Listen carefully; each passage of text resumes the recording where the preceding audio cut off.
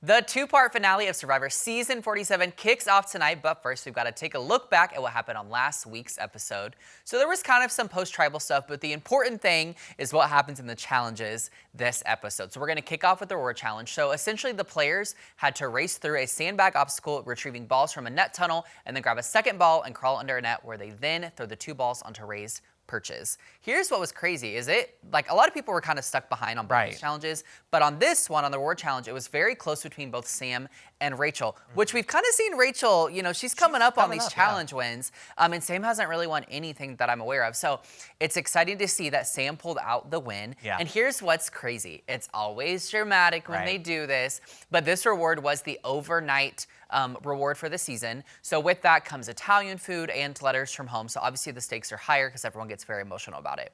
Sam ends up deciding to pick Genevieve and Andy to go on the reward with him, which also ensues lots of drama because Teeny's left being super upset about it. And oh my gosh, she doesn't shut up about it. The jealousy is not pretty on her. And I saw people being like, you're mad at Sam for not taking you, but you wouldn't have done the same thing for him. He wouldn't have taken you. I mean, you wouldn't have taken him. You know? Teeny has this complex that is now coming out that I really don't like. And here's why I say that. She has been someone that I've really enjoyed seeing on the show, but as we are getting later in the season, she's becoming like extremely like cocky in her gameplay, even though she's nothing to be cocky about. She's not done anything. She's been on the wrong side of the votes half the time, and she's voted out her friends every week because it ended up being more beneficial for her. Exactly. Like, and well, not even beneficial. It made more sense to vote with the numbers than like what was beneficial for tribe. Her. Yeah. She's not free thinking herself, really. She's like, oh, I'm going to be this free thinker, but then I'm like, but then when time comes to be that, she goes with them. Yeah, and so now she's mad, but I'm like, you haven't pulled off anything strategically. You're just there and you've been on the right side of the numbers.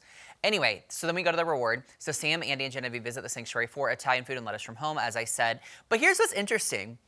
As the three of them are there, they kind of start to conspire on, you know, what the rest of the game looks like. And the fact that the other four ladies left back to camp are kind of in this underdog alliance that Andy was kind of a part of. And they've kind of been running the game in this latter half. However, they're like, you know what? Let's change up the game. Because here's the thing. They're like, Rachel needs to go. She's the strongest player on the season, which I totally agree with.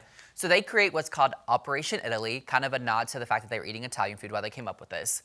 So the plan is, Sam has an idol that's no longer good, so they're going to use that as a fake idol for Genevieve to hopefully throw off the other ladies and get Rachel out. We'll leave it there for now.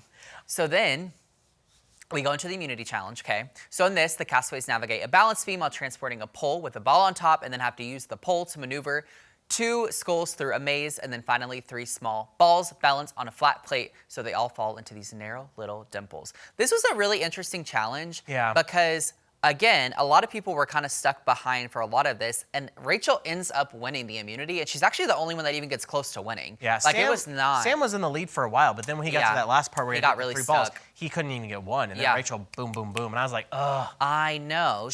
She's set now that she's got the immunity. I know. She's got her block of vote and an idol that nobody knows about. So what's interesting about this is that Rachel winning now throws off Operation Italy, or so you think.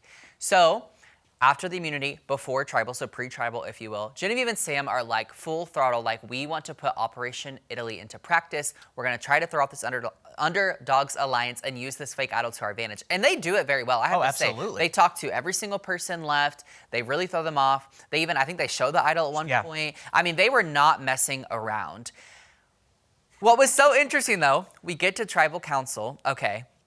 And I love the lead up of what's happening because you kind of have, you see Genevieve have this moment, and she kind of touches on this earlier in the episode as well, that, you know, playing on Survivor has been a very personal kind of growth journey for her, as it is for most people, but in this moment it's spotlighted for her. And her whole thing is that she was like, in the real world, I would say I'm more open. I'm open to anyone, and I love all kinds of people. And she was like, but here, I did that, and then I really hurt someone, and she was like, that really weighed on my mental, and so I just blocked people out. And she's like, but now I'm realizing that in the latter half of this game, that is my downfall. And I could see, you know, how that, when you form those relationships with people, it definitely does take a toll, and you have to remember, it's a game, and you're trying to win money.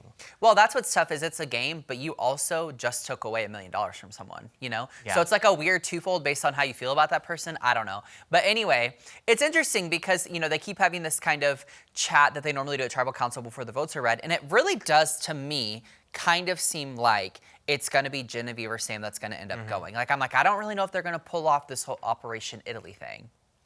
Well, here's what ends up happening, okay? No advantages are played. Well, I should say, though, as he's at, Jeff always says, like, you know, if you have an advantage, now's the time to play it. And Genevieve and Sam give the acting chops of their lifetime and kind of throw them off by, you know, whatever, going along with it, saying, like, play it, don't play it, whatever. The votes are read. It comes down to being 3 votes, 2 votes, 2 votes. So the 2 and 2 were for, Genevieve and Sam. The 3 votes were for Caroline, which means Operation Italy worked. It paid off. And although they did not get Rachel out, they did get Caroline out, Right. which was a very strong person to get out in my I opinion. will say, I will give Andy his kudos because he came Yeah. up with that. Yeah. And, you know, Andy at the beginning of the season, I did not overly care for, and Yeah. I think you were the same. Yeah. But as time is going on, he's showing how he is, like, a really smart player. Yeah. And how he analyzes everything and comes Yeah. up with these great moves. This game move was brilliant. There's another Mm-hmm. way to put it. I always tell you guys, like, I keep up with everything on the Twitter streets that are happening throughout the Right. season. Fans were so excited to see this. Like, some people are calling this one of the best moves in Survivor history because to literally throw off, I mean, they had nothing but their strategy, really. Yeah. They had no actual power, and they literally threw off a majority alliance that's been running the last several votes, and they got a big key player out. I saw some people, though, being like, the Underdog Alliance should have noticed with Andy, him consistently being like, let's split the vote. Let's split the vote. Because literally throughout that deliberation part before they went to Tribal, Andy kept pushing it. And I feel like at some point, you would get suspicious. Here's of what that. I'll say, though. I think what gets in the way, I said this a few minutes ago, the cockiness. You look at Teeny. That's Teeny was true. so confident that they were good. And from Yeah. the jump, she was like, Sam's going to go. Sam's going to go. He's ruining his own game. And it's like, well, she was so in her own way that she couldn't see past it. Also, all those girls were so of the belief that we have so many advantages that they can't touch us. Well, none of them used any of the advantages that they had. Right. And then someone on their team went home. So it's like, it didn't really work out for them. Anyway, all this to say, the 2-part finale kicks off tonight on CBS. I'm very excited to see how this plays out. Now that Caroline's out and we've seen the line in the sand drawn, the 3 versus 3, I really, really believe this is anyone's game. Oh, absolutely. I have no clue. You know, usually I feel like in the seasons, you have a inkling Yeah. of who might at least be in the top 2. Yeah. But this season could be anybody. I will say, I think Rachel has a really good shot if she can get herself to the end, but we'll see how it all plays out. Anyway, brand new episode of Survivor, part 1 of the finale of Survivor Season 47 tonight on CBS. Don't miss it, and Unscripted will be right back.